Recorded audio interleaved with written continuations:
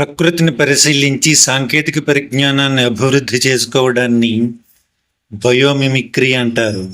కొన్ని పక్షులు, జంతువులను పరిశీలించినప్పుడు ఆధునిక టెక్నాలజీ అంతా వాటి పుట్టుకతోటే వచ్చిందేమో అనిపిస్తుంది. ఉదాహరణకు గబ్బిలాలను పరిశీలించి సోనార్, రాడార్లను అభివృద్ధి చేశారు. పక్షుల రెక్కలు విమానాలకు స్ఫూర్తినిచ్చాయి. షార్క్ చేప చర్మం, స్విమ్ సూట్లు బ్యాక్టీరియా నిరోధకం టెక్నాలజీని అభివృద్ధి చేయడానికి దోహదపడ్డాయి. బల్లి పాదాలు జిగురులైన టేప్ను సృష్టించడానికి దారితీశాయి. మొక్కల ముళ్ళను పరిశీలించినప్పుడు బూట్లు, బ్యాగులకు వాడే వెల్క్రోను కనిపెట్టడానికి అవకాశం కలిగింది. గబ్బిలాలు చీకటిలో ప్రయాణించేటప్పుడు శబ్ద తరంగాలను విడుదల చేస్తాయి. ఆ తరంగాలు ఎదురుగా ఉన్న వస్తువులకు తగిలి తిరిగి రావడాన్ని గ్రహిస్తాయి. దీన్నే ఎకోలొకేషన్ అంటారు. ఈ సూత్రం ఆధారంగానే జలాంతర్గాములు, ఓడల్లో వాడే సోనార్ మరియు రాడార్ పరికరాలను తయారు చేశారు. పక్షులు గాల్లో తేలే విధానాన్ని, గాలికి అనుగుణంగా తమ రెక్కల ఆకారాన్ని మార్చుకునే పద్ధతిని రైట్ సోదరులు గమనించారు. దాని ఆధారంగానే మొదటి విమానాన్ని డిజైన్ చేశారు. విమానాల రెక్కల వంపు పక్షుల రెక్కల ఆకారాన్ని పోలి ఉంటుంది. షార్క్ చేప చర్మంపై ఉండే సూక్ష్మ పులుసుల వల్ల నీటి నిరోధకత తగ్గుతుంది. అలాగే దానిపై బ్యాక్టీరియా కూడా చేరదు. దీన్ని ఆధారంగా చేసుకొని ఈతగాళ్ల కోసం హై స్పీడ్ స్విమ్ సూట్లు మరియు ఆసుపత్రుల్లో బ్యాక్టీరియా చేరకుండా ఉండే ప్రత్యేక కోటింగ్లు తయారు చేశారు. బల్లులు గోడలపైన సులభంగా పాకేందుకు వాటి పాదాల కింద ఉండే మిలియన్ల కొద్దీ సూక్ష్మమైన వెంట్రుకలు కారణం.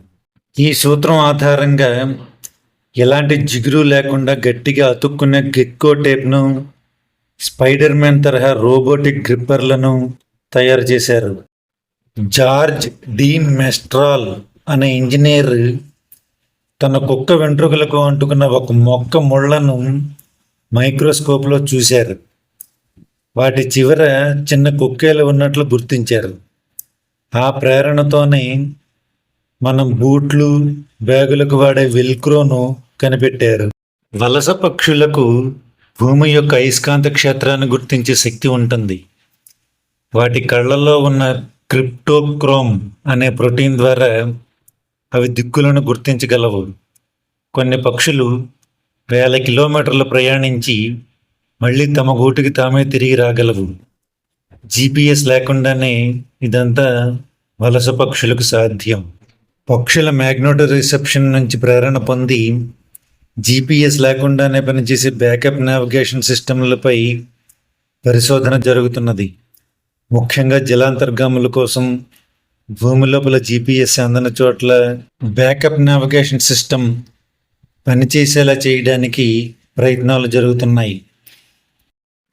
ఆల్బట్రస్ ఎగిరే పద్ధతిని పరిశీలించి సోలార్ ప్యానెల్ కూలింగ్ సిస్టమ్ను అభివృద్ధి చేశారు. ఎక్కువ శక్తి ఖర్చు చేయకుండా గాలి ప్రవాహాలను ఉపయోగించి ఎగిరే ఆల్బట్రస్ పద్ధతిని అధ్యయనం చేసి తక్కువ ఇంధనంతో ఎక్కువ దూరం ప్రయాణించే విమానాల ఇంజిన్ డిజైన్లకు ఉపయోగిస్తున్నారు.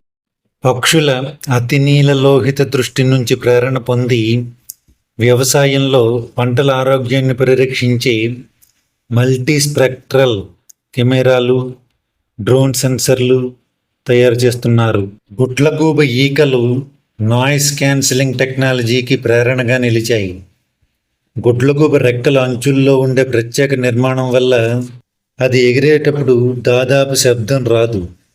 దీని నుండి ప్రేరణ పొంది ఫ్యాన్ బ్లేడ్లు, విండ్ టర్బైన్లు, హైస్పీడ్ ట్రైన్ పాంటోగ్రాఫ్లలో నిశ్శబ్ద డిజైన్లు తయారు చేస్తున్నారు.